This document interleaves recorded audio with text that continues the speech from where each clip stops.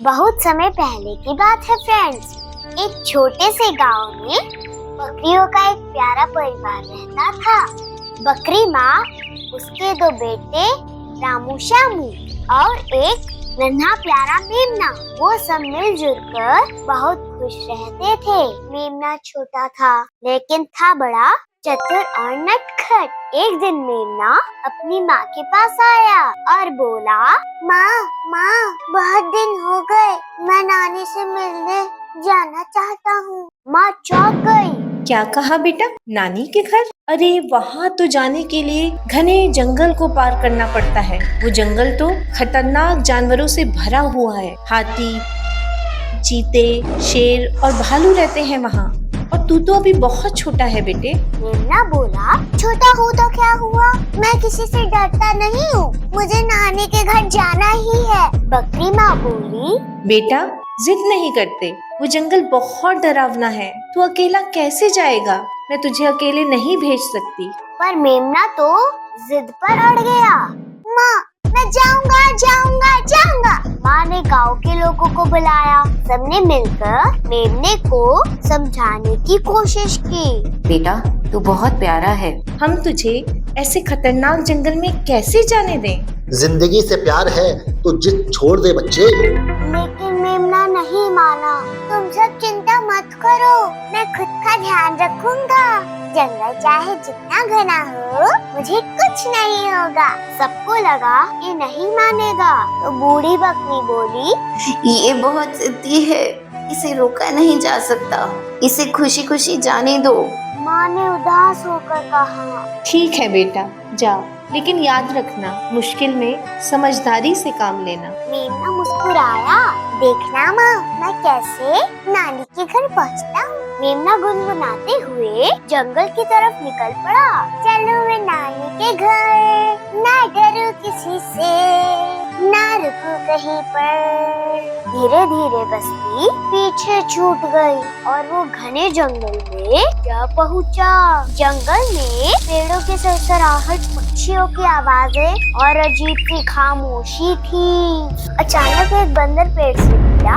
अरे नन्हे मेमने, कहाँ जा रहा है? मेमना बोला, नानी के घर। बंदर ने हैरानी से पूछा, नानी के घर इस जंगल में? मेमना बोला, नहीं, जंगल के पार बस्ती में। बंदर मुस्कुराया, ते बड़े जंगल में अकेले, तू तो बड़ा बहादुर है। क्या बेटा, मेरा आशीर्वाद तेरा साथ है, डर मत। मेमना बोला, धन्यवाद बंदर भाई। धीरे धीरे शाम ढलने लगी। जंगल में अंधेरा छा गया। मेमने को डर लगने लगा।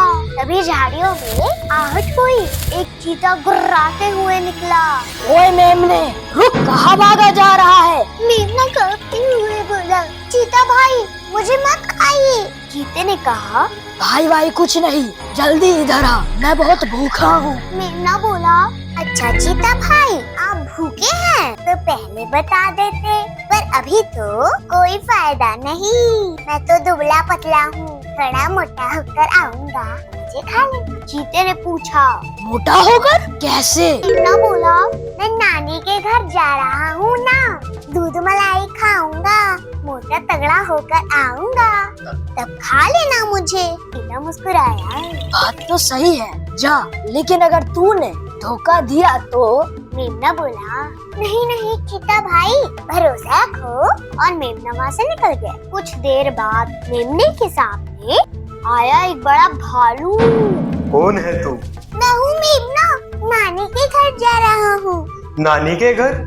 पहले मेरा पेट भर। भालू भाई, अभी मत खाइए, मैं तो दुबला पतला हूँ। नानी के घर जाऊंगा, दूध मलाई खाऊंगा, मोटा होकर आऊंगा, तो मुझे खा लेना। भालू बोला, ठीक है, जा, लेकिन धोखा मत देना। मेमना बोला, आप मुझ पर भरोसा रखें, और फिर आगे बढ़ गया। थोड़ी देर में जंगल दहाड़ से गूंज उठा। वो था शेर, जंगल का राजा। शेर बोला, रुक जा मेमने, बहुत भूख लगी है, तू ही मेरा शिकार बनेगा। मेमना डरते हुए बोला, राजा जी मुझे अभी मत खाइए, मैं तो कमजोर हूँ। आप जैसे राजा को इससे क्या मिलेगा? नानी के घर जाऊंगा, दूध मलाई खाऊंगा, मोटा होकर आऊंगा, तब आपकी दावत पूरी करूंगा। शेर ने कहा। ठीक है जा, लेकिन अगर झूठ बोला तो? मेमना बोला, झूठ नहीं बोलूंगा राजा जी। कई नदियाँ, रास्ते और पेड़ पार करके आखिरकार मेमना नानी के घर पहुंच गया। नानी ने देखा तो खुश होकर बोली, अरे तू अकेला आ गया बेटा, जंगल में डर नहीं लगा? मेमना मुस्कुराया, नानी अगर मन में ठान लो तो कोई मुश्किल रोक नहीं सकती। नानी बोली, वाह बेटे, तू तो बहुत बहादुर है। मेमने ने स्वादिष्ट खाना खाया, दूध मलाई पी और फिर कुछ दिनों में मोटा हो गया। जब वापस जाने का समय आया, मेमना उदास था। नानी मैं अब कैसे जाऊं? जंगल में चीता, भालू और शेर मेरा इंतजार कर रहे होंगे। नानी सोच में पड़ गई, फिर बोली, मेरे पास एक तरकीब है। वो अंदर गई और एक ढोलक लेकर आई। नानी ढोलक? हाँ बेटा, यही तुझे घर तक ले जाएगा। तू इसमें बैठ जा, मैं इसमें लड्डू भी रख दूंगी।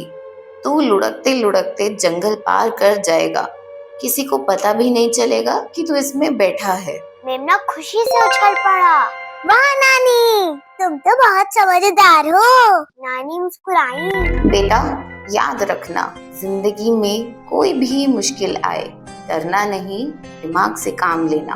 मेमना ढोलक में बैठ गया, ढोलक लुढ़कने लगी। चल मेरी ढोलक ठुमक ठुमक, मस्ती में चल ठुमक ठुमक, चल मेरी ढोलक ठुमक ठुमक, मस्ती में चल ठुमक ठुमक। शेर ने देखा, अरे ढोलक रुक, तूने मेमने को कहीं देखा? मेमना बोला अंदर से। मेमना? कौन मेमना? मैं तो ढोलक हूँ, मेरा काम है बजना और लुढ़कना। शेर बोला, अरे जा, लगता है मेमना भाग गया। ढोलक लुढ़कने लगी। चल मेरी ढोलक ठुमक ठुमक, मस्ती में चल ठुमक ठुमक, चल मेरी ढोलक ठुमक ठुमक, मस्ती में चल ठुमक ठुमक। फिर भालू आया। भालू बोला, ए ढोलक रुक, तूने मेमने को देखा? मेमना बोला अंदर से। मेमना? कौन मेमना?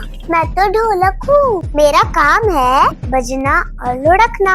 भालू बोला, ठीक है जा, लगता है मेमने ने मुझे बेवकूफ बना दिया। ढोलक लुढ़कने लगी। चल मेरी ढोलक ठुमक ठुमक, मस्ती में चल ठुमक ठुमक, चल मेरी ढोलक ठुमक ठुमक, मस्ती में चल ठुमक ठुमक। अंत में चीता आया। चीते ने कहा, ए ढोलक रुक जरा, तूने मेमने को देखा है? मेमना बोला अंदर से। मेमना? कौन मेमना? मैं तो ढोलक हूँ, मेरा काम है बजना और लुढ़कना। चीते ने कहा, लगता है मेमना मुझे मूर्ख बना दिया। ढोलक लुढ़कते लुढ़कते बस्ती में पहुँची।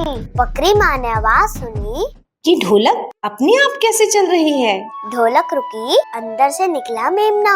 माँ ने उसे गले लगा लिया। मेरे बेटे, तू तो सच में समझदार और बहादुर निकला। पूरी बस्ती ने मेमने की तारीफ की। तो फ्रेंड्स, इस कहानी से हमें ये सीख मिलती है कि मुश्किल वक्त में डरना नहीं चाहिए, समझदारी से काम लेना चाहिए। जिद अगर सही हो तो हिम्मत उसका साथ देती है। समझदारी और साहस यही असली ताकत है। तो फ्रेंड्स, कैसी लगी ये कहानी? कमेंट करके हमें बताइए और चैनल को लाइक और सब्सक्राइब कीजिए। फिर मिलेंगे फ्रेंड्स एक नई कहानी के साथ। तब तक बाय बाय।